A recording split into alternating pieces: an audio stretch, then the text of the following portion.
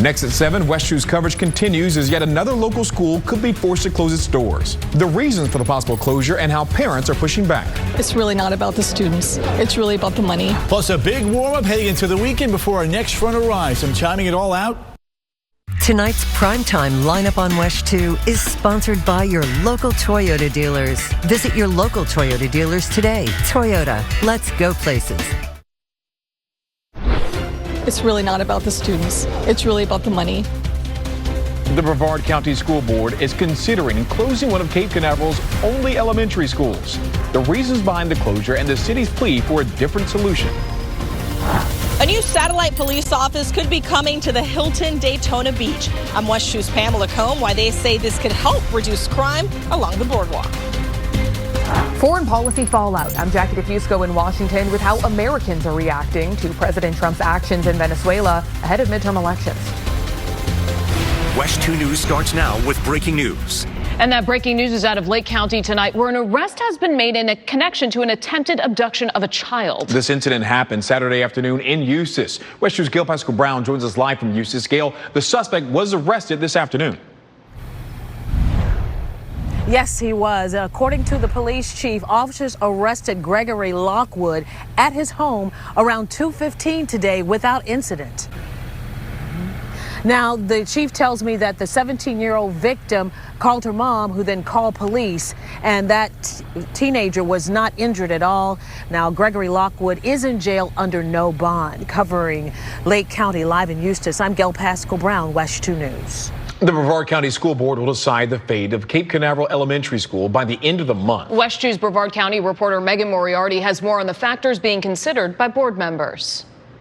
An Orange County judge has issued another arrest warrant for the woman accused of killing her dog at Orlando International Airport. Investigators say Allison Lawrence drowned her 9-year-old mini schnauzer in the airport bathroom because she wasn't allowed to take it on an international flight. Her lawyer is trying to withdraw from the case. He says she hasn't paid him or kept in contact with him. He was supposed to be in court for a hearing this morning but didn't show up. Now the judge is ordering him to explain why and put out a warrant to arrest Lawrence. They'll have 5 days to show good cause in writing for his failure to appear. As for Ms. Lawrence, the court will issue a capias. There was already another warrant for Lawrence after she missed a hearing in September. If she is taken back into custody, she will be held with no bond until she goes to trial for animal cruelty. In Osceola County, a man accused in a road rage shooting wants his charges dropped, saying he was protecting himself. Deputies say Richard Rosario fired multiple shots into someone's car, grazing the victim's neck. This happened back in July on Ponciana Boulevard. Now he's filed a motion asking for charges to be dismissed. The motion claims the victim pulled out a gun first, so Rosario is protected under Florida's Stand Your Ground law. Rosario had been out of jail for nearly 10 years at the time of his arrest. Back in 1996, he was in prison accused of murder in the Bronx, even though he maintained he was in Deltona the entire time. He was freed in 2016 when the DA decided he did not get a fair trial. Daytona Beach could soon have more officers patrolling near the boardwalk. City leaders will vote tomorrow on a plan to reopen a police satellite office inside a beachfront hotel. WESH 2's Pamela Mecum caught up with the chief about how soon this could start. The vote will take place at Wednesday's City Commission meeting, and if approved, the police department will enter into a 2-year agreement that will automatically renew every year after that. It appears black paint used by the state to paint over colorful crosswalks is already showing signs of failing. Oviedo Mayor Megan Sledek posted this picture of her crosswalk. You can see the green paint beginning to show underneath the black paint. This comes just months after the state first ordered the removal of a rainbow crosswalk outside Orlando's Pulse nightclub. That led to a statewide mandate for local governments to remove colored crosswalks or risk losing state funding. In October, WESH 2 investigates found Seminole County spent tens of thousands of taxpayer dollars to paint over bright green crosswalks. In Flagler Beach, the city says demolition will begin this week on the iconic pier. The city posted this photo this morning of the equipment in place, ready to get to work. The nearly century-old pier was damaged by Hurricane Ian in 2022, and the pier has been closed ever since. The wooden pier is being replaced with a concrete design meant to better withstand storms and rising seas. The project has been delayed several times, most recently over the summer because turtle nests were in the way. The project is expected to take 1.5 to 2 years to complete. The 2026 legislative session starts next Tuesday, and we want to give you a preview of some of the big issues that we'll be watching. So first up, property taxes. The governor has traveled the state calling for a proposed constitutional amendment to slash property taxes, but lawmakers would need to agree on the details of a proposal or multiple proposals that would go on the November ballot. Next, we want to talk about health care. The House last month released 2 wide-ranging bills that include reducing some health care regulations and trying to address prescription drug costs. For example, one bill would eliminate the certificate of need regulatory process for nursing homes and hospice providers. Next, we're talking about growth management. Lawmakers were hit with complaints about a 2025 law that blocks cities and counties from approving more restrictive or burdensome changes to growth plans. Orange County was one municipality that filed a lawsuit over this law. Senate and House bills would scale back the law, which dealt with a series of issues related to 2024 hurricanes. Meanwhile, state lawmakers have also introduced proposals aimed at curbing the governor's emergency powers. The proposals are intended to draw attention to Governor Ron DeSantis' continued use of a 2023 emergency order that was issued in response to former President Joe Biden's immigration policies. The proposals include a bill that would limit emergency orders to just 1 year, with extensions requiring support from 2/3 of the legislature, and a resolution calling for an end to the emergency order. Another bill would create a state immigration enforcement action database. A big win for NASA today. A new budget plan released by Congress rejects deep cuts proposed by the Trump administration. The budget plan gives NASA $24.4 billion for the fiscal year, which began back in October. That's well more than the nearly $19 billion proposed by the White House. Congress's plan also rejected the Trump administration's attempt to cut funding for NASA's science programs by nearly 50%.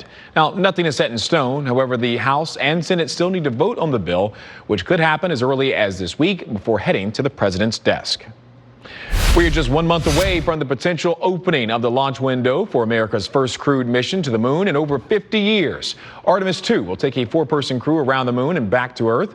No boots on the ground this time, though. The Space Launch System that will take them there is currently inside the vehicle assembly building. Rollout could happen as early as next week. Many Americans have mixed emotions about the U.S. intervening in Venezuela, the complicated politics of intervention. And the Mecum auto auction is underway in Central Florida. What one Ferrari could cost the highest bidder. Tony. And I tell you what, things are heating up outside today in the low 80s, even warmer than that over the next couple of days. That story straight ahead. When you get your weather forecast from WESH 2, you get the advantage. We guide you through every forecast the same way. with accuracy, never hype. With clarity, not confusion. Trust Chief Meteorologist Tony Manalfi and WESH 2 First Warning Weather. Closed captioning is sponsored by Shark Coatings. Breaking news tonight, 2 U.S. soldiers were injured in that U.S. military raid Saturday in Caracas, Venezuela. They are recovering tonight in San Antonio. Meanwhile, China has condemned the U.S. action, calling it a serious violation of international law. For nearly 2 decades, China has been a key political backer and a financial lifeline for Venezuela. The raid also ignited Chinese social media with the idea that President Trump's attack plan can be a blueprint for China to take Taiwan, which Beijing considers part of its territory. New polling suggests many Americans are wary of the United States getting too involved in Venezuela. And this is after the country's deposed leader was captured and charged with drug trafficking crimes. Washington correspondent Jackie DeFusco is joining us live. And Jackie, this foreign policy debate is in focus on Capitol Hill ahead of midterm elections this fall.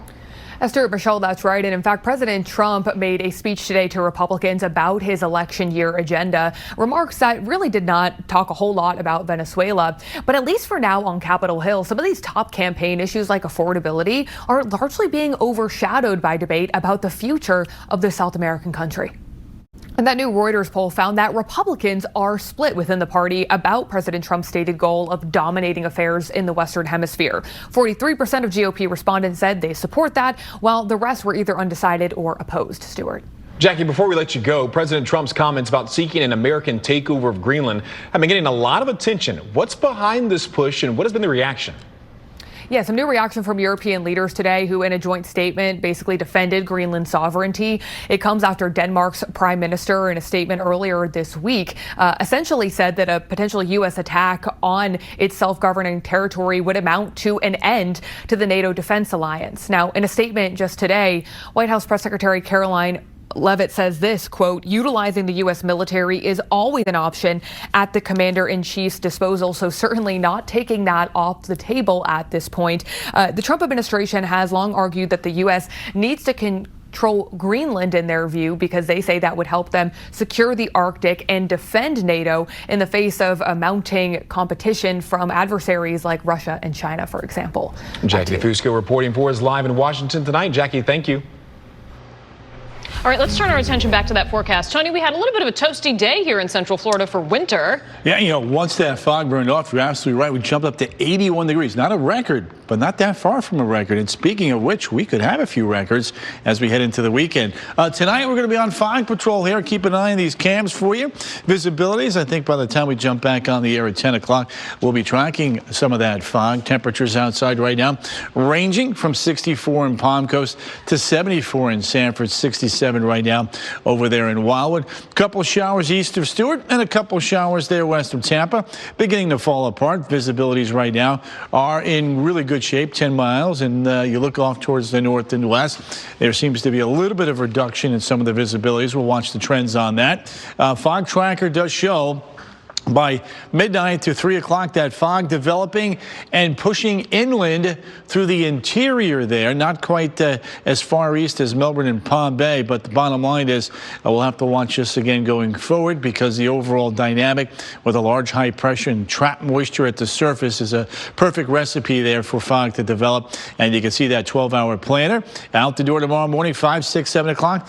We're going to be dropping into the upper 50s. 12-hour forecast now for Daytona. In the upper 50s to around the 60-degree mark. 55 Ocala, 56 St. Cloud, and over towards Palm Bay, Grand Valcaria, Mecum, upper 50s as well. So fog does develop after midnight, burns off fairly quickly. Once the sun comes up, we get the wind, the mixing, and that turns into a very warm afternoon. Sunny with highs running 75 to about 80. 79 Wedgefield, 78 back towards Disney, up towards Ocala, 78. On into Palm Bay, 79. Winter Haven, 79, 80. Davenport, right around 79, 80. With that big dome of high pressure overhead on Thursday, and then shifting back towards the east by the time we get you on to Friday. That gives us a long flow across the peninsula, which tends to heat things up. Trends on that. So we have the 5K on Thursday. The runner is going to be loving this. Upper 50s. We'll watch the patchy fog. That might be one concern. During the afternoon, we've got a Falcon, a batch of Starlink satellites going up into space. The weather for this one right now looks pretty good. Cumulus clouds, 95% go. But the bigger developing story Thursday, Friday, and Saturday, the beach may be the place to be. Get some sunshine in there Friday and Saturday. Look at Melbourne, 80, 81. On Sunday, that front's working in. Quick little shot of rain in the morning and then turning a little bit cooler. So records in jeopardy. Orlando could tie, Sanford could break, and on into Leesburg could tie a record high. No matter where you are, most folks are going to be right around 80 or better. Let's put the maps into motion now. There's your warm Saturday. Here comes the front. Clouds, a few showers around during the first half of the day, turning much, much cooler as we get you on into Sunday afternoon. We'll be in the 70s, and that's going to lend way to a chilly start Monday morning. Back into the upper 30s north, right around 50 in town, and right around 50 back towards Titusville. So, putting it all together here for you, one more time, Central Florida's most accurate inland 7-day forecast. We're in the 80s through Saturday. Back to reality Sunday, Monday, and Tuesday in the upper 60s and low 70s. An amazing car is up for auction, but first, here's Mario Lopez with a preview of tonight's Access Hollywood. Well, ever since bursting into stardom in the 80s, no Hollywood icon has had more highs and lows than Mickey Rourke. And now he's dealing with a GoFundMe debacle, saying it's money he doesn't want or even need. We're going to break down what's really going on here. Then, Stranger Things fans are losing their minds over the possibility that another secret episode may be dropping, one that could answer the question of whether Millie Bobby Brown's 11 is alive or not. We're going to show you what co-star Sadie Sink told Fallon about that. It's all moments away on Access Hollywood.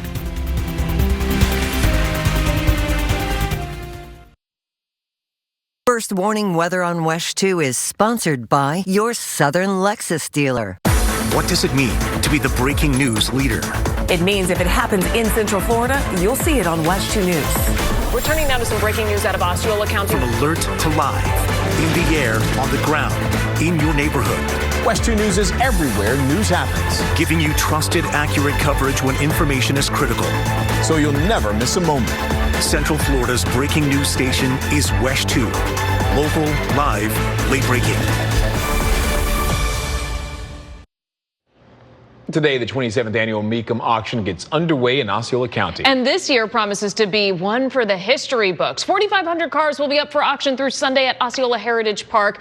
And the auction will also air live on ESPN Plus this Friday and Saturday, and then on the 14th to the 17th. And we want you to take a look at the headliner car this year. This is a Ferrari 250 GTO, one of only 36 built and the only white one made. Stu, do you know how much this could sell for?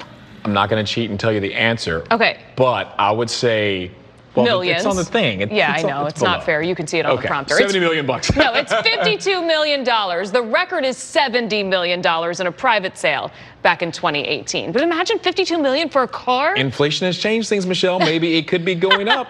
It could be going up. I just don't know what you do with a car if you pay that much for it. Well, you see they rolled it in. Yeah. It's going to get rolled right back out onto a trailer. Nobody drives it. No. No. You imagine you pull up to the grocery store and you see that in the parking lot? Like in the gas station? Yeah, right. Oh, man. All right, we are staying on top of some new developments in that attempted kidnapping arrest in Lake County tonight at 11. And a warning from an Orange County animal hospital. How they say fraudsters are actually tricking families desperately looking for lost pets into handing over thousands of dollars to them.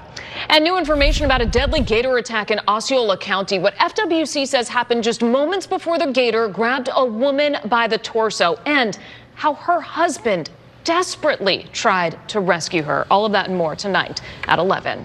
All right, that does it for now. Be sure to join us again at 10 o'clock over on the CW18 and 11 right back here on WESH 2. And the news is always on WESH.com and the free WESH 2 News mobile app. Have a wonderful night.